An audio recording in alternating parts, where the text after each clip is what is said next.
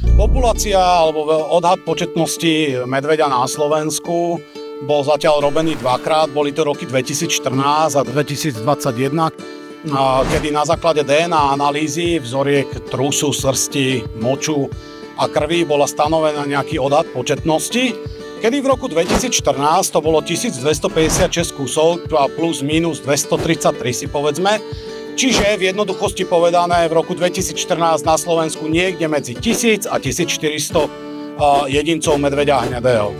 Následne teda v roku 2021 Karlova univerzita urobila ďalšiu takúto štúdiu a výsledky boli v podstate identické, čo sa týka odhadu početnosti.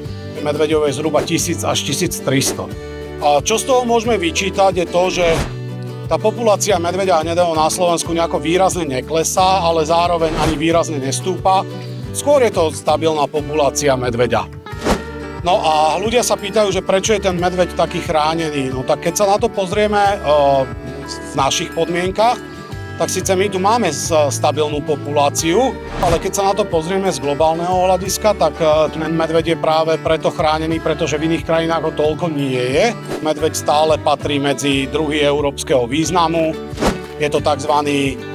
CITESový druh, čiže je veľmi obmedzené používanie jeho častí, derivátov a obchodovanie s nimi.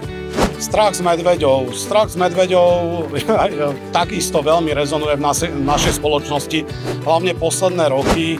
No a musím skonštatovať, že je to najmä aj pretože z medveďov sa stala politická téma a dnes už sa vraví aj také, že medveď dokonca dokáže vyhrávať voľby, čo je trošku úsmevné, ale niečo na tom pravdy určite bude. Ten strach je prirodzený, pretože je to naša najväčšia šelma.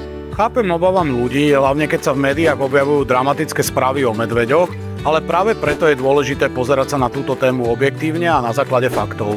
Tuto si myslím, že trošku by mal zabrať aj štát samotný a to sa týka tej osvety a edukácie, pretože čo sa týka strachu z medveďov alebo nejakých blízkych stretov, tak sa dajú minimalizovať skoro na minimum a to je dodržaním takých tých správnych zásad, ktoré človek dodrží, ak sa hýbe v prírode a na území s výskytom medveďa hnedého. A o tomto si samozrejme povieme oveľa viac na budúce.